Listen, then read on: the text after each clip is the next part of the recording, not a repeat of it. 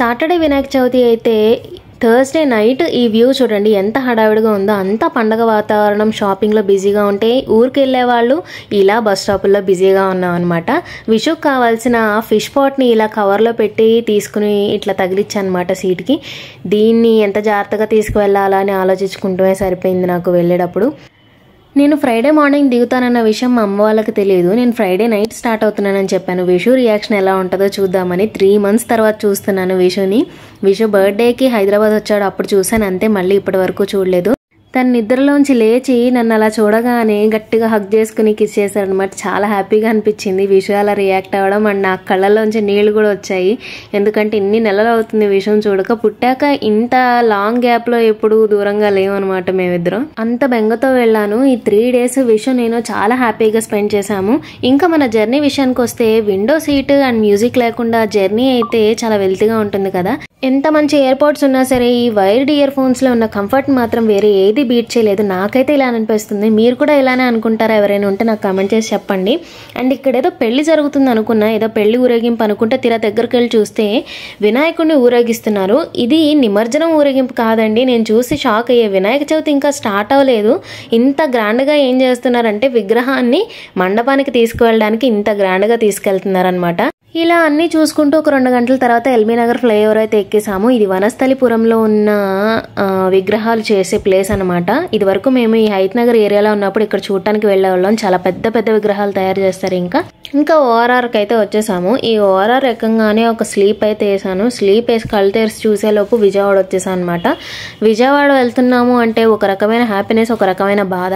న్యూస్లో చూస్తున్నాం కదా వరదలు వచ్చి ఎలా మునిగిపోయిందో.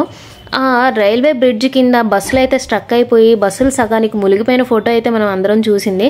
కానీ ఇక్కడ అలా సిచ్యుయేషన్ లేదు. అమ్మయ్య రోడ్డు క్లియర్గానే ఉంది అనుకున్నా చూడగానే. ఇప్పుడు బస్ స్టాప్కి అయితే వచ్చేసాం అనమాట. ఇదే విజయవాడలోని పండిట్ నెహ్రూ బస్ స్టేషన్. ఇది వరల్డ్లో టాప్ 10 బిగ్గెస్ట్ బస్ స్టాండ్స్లో 5th ప్లేస్లో ఉందన్నమాట ప్రజెంట్. ఇది 1990లో బిల్డ్ చేశారు. అప్పట్లో 2nd ప్లేస్లో ఉండేది. తర్వాత న్యూ బస్ స్టాండ్స్ బిల్డ్ అయినాయి కాబట్టి దీని ప్లేస్ 5th వచ్చిందనమాట. ఈ 24-23 అనే దగ్గర భీమవరం, కల్దిండి, కైకలూరు వెళ్లే బస్సులన్నీ ఆగుతాయి అనమాట. ఒకసారి అక్కడ హాయ్ చెప్పేసి ఇంకా రిటర్న్ మెయిన్ రోడ్కి వచ్చేసాము. విజయవాడ దాటాక అసలు కథ అయితే స్టార్ట్ అవుతుంది. మన రోడ్లు ఎలా ఉంటే మనకు తెలిసిందే కదా. నా భయం ఏంటంటే విషుకి ఫిష్ని తీసుకెళ్తున్నాను, ఆ ఫిష్ పాట్లో ఫిష్ గోతుల్లో కుదుపుళ్ళకి ఎక్కడా కదిలిపోయి చచ్చిపోతుందో అని చాలా భయపడ్డా అనమాట. తెల్లవార్లు దాన్ని బస్ కదులుతున్నప్పుడల్లా అలా గట్టిగా పట్టుకుని కూర్చున్నాను, అది ఇబ్బంది పడకుండా. బస్ దిగంగానే ముందు ఫిష్ని చెక్ చేసుకున్నాను ఎలా ఉంది అని. పర్లేదు, బాగానే ఉంది, గట్టి ప్రాణమే అది.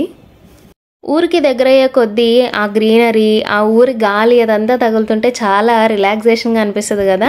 ఫైనల్గా ఇదిగోండి దిగాను. డాడీకి కాల్ చేశాను అనమాట, రిసీవ్ చేసుకోవడానికి వస్తున్నారు. ఈలోపు మనం ఇక్కడున్న విగ్రహాన్ని కవర్ చేద్దాము. వినాయక చవితికి సేల్కి పెట్టారనమాట.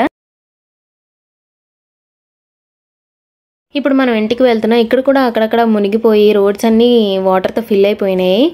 ఇంకా మనం ఊరికి వెళ్తుంటే ఎదురు అలా పలకరింపులు భలే ఉంటాయి కదా. ఎర్లీ మార్నింగ్ ఆ క్లియర్ స్కై ఎంత బాగుందో అలా చూసి ఎన్ని రోజులు అయిపోయిందో.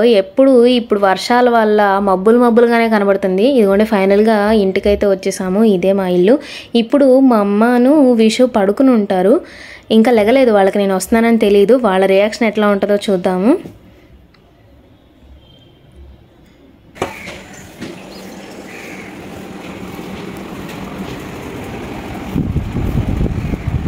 మా అమ్మ చూసి సడన్గా షాక్ అయింది. కానీ మా అమ్మకి ఎలాంటి అని అలవాటు. ఎప్పుడు వెళ్ళినా చెల్లి నేను చెప్పకుండానే వెళ్తాము. ఎన్నిసార్లు అంటుందో చెప్పి రావచ్చు కదా అని. ఇప్పుడు విషుని లేపుతున్నాను. విషు రియాక్షన్ ఎట్లా ఉంటుందో చూద్దాము.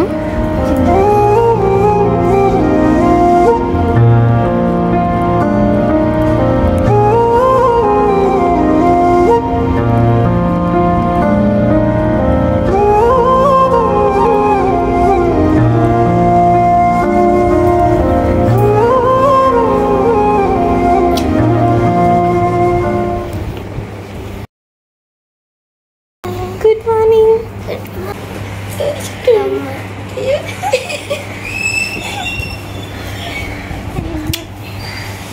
ఏంటిది నాన్న ఇందులో?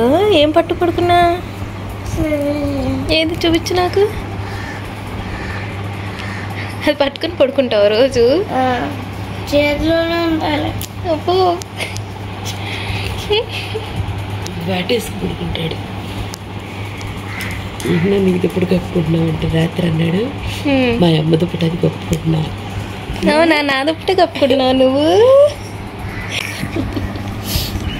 నేను కొరుకుతా నీ చెవు, నువ్వు కొరుకుతావుగా. వద్దులే, నేను ఇప్పుడే కొరికాను. ఏంటి ఎక్కడుంది నా ఫ్రెండ్?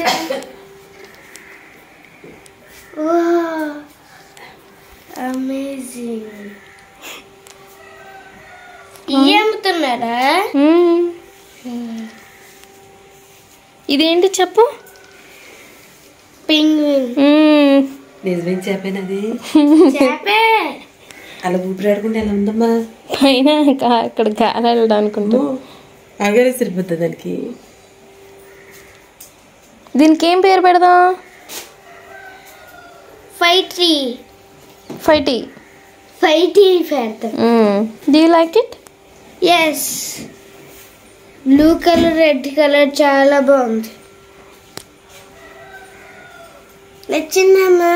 బాగుందమ్మా, చాలా బాగుంది. అచ్చ నీకులానే ఉంది. హైదరాబాద్ లో డార్క్ బ్లూ కలర్ ఉండేది.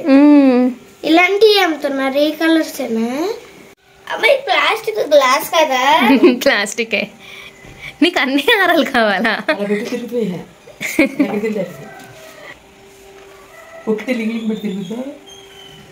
ఇంకోటి ఉంటే చంపేసిద్ది. రొట్టు కొట్టుకుని చంపేస్తాయి.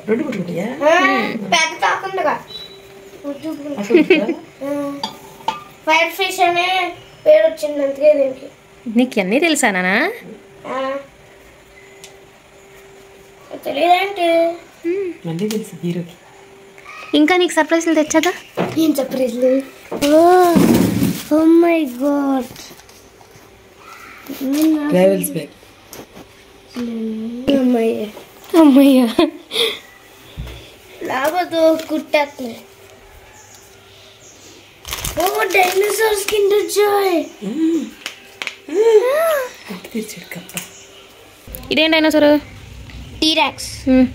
ఇది ట్రైసెరాటాప్స్. ఇది ఇది ప్టెరోడాక్టైల్.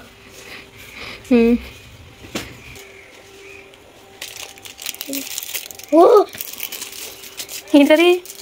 బ్రాకియోసారస్. బ్రాకియోసారస్. అన్ని పేర్లు తెలుసా నీకు? విషుకి మండి బిర్యానీ అంటే చాలా ఇష్టం. తిని చాలా రోజులు అవుతుంది కదా, ఇంకా ఇద్దరం కలిసి లంచ్కి భీమవరం వెళ్ళి అక్కడ బిర్యానీ తిందాం అనుకున్నాము.